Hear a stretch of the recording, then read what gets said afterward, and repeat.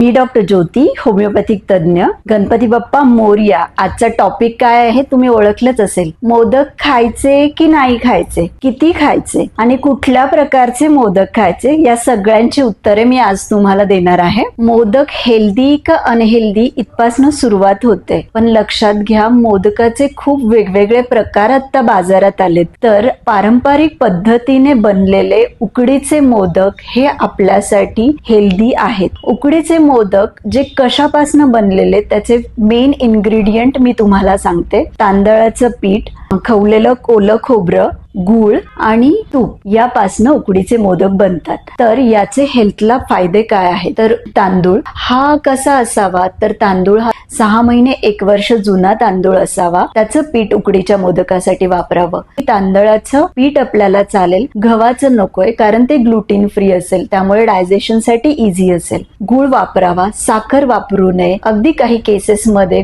गूळ अवेलेबल नसेल तर खडी साखर किंवा खांडसरीची साखर वापरावी. गूळ पण कसा वापरायचा आहे, तर सेंद्रिय गूळ वापरायचा आहे तुम्हाला. तोही कमीत कमी 1 वर्ष जुना असला पाहिजे. गुळाचे फायदे काय, तर गुळामध्ये आयर्न आहे, कॅल्शियम आहे, सल्फर आहे, झिंक आहे. हे सगळं पचनासाठी महत्वाचं असतं. त्यानंतर आता जो सीझन आहे ज्याच्यामध्ये वात नाडी वाढते, त्यामुळे सर्दी, खोकला हे व्हायरल इन्फेक्शन जास्त होतात. गुळामध्ये उष्णता असल्यामुळे ते आपल्या बॉडीला उष्ण ठेवतं आणि हेल्दी ठेवतं. नारळामध्ये स्निग्धता आहे, तो बलवर्धक आहे. त्यांनी आपल्या शरीरामधलं गुड कोलेस्ट्रॉल वाढतं. कॉन्स्टिपेशनचा त्रास असेल तर फायबर असल्यामुळे कॉन्स्टिपेशनचा त्रास कमी होतो. कशा प्रकारचा नारळ तुम्हाला वापरायचा आहे, तर नारळ हा फ्रेश ओला खवलेला नारळ हवा आहे. फ्रीजरमध्ये ठेवलेला जुना नारळ किंवा सुका नारळ वापरायचा नाही. तूप हे गाईचंच तूप वापरायचंय, कारण त्याच्यामध्ये अँटी कॅन्सर एजंट असतात, ज्यामुळे आपलं कॅन्सर पासून प्रिव्हेन्शन होऊ शकतं. त्यानंतर त्याच्यामध्ये 4-5 छोटे इन्ग्रेडियंट घालायचे, ज्याच्यामुळे हा पचायला हलका होतो. एक म्हणजे खसखस,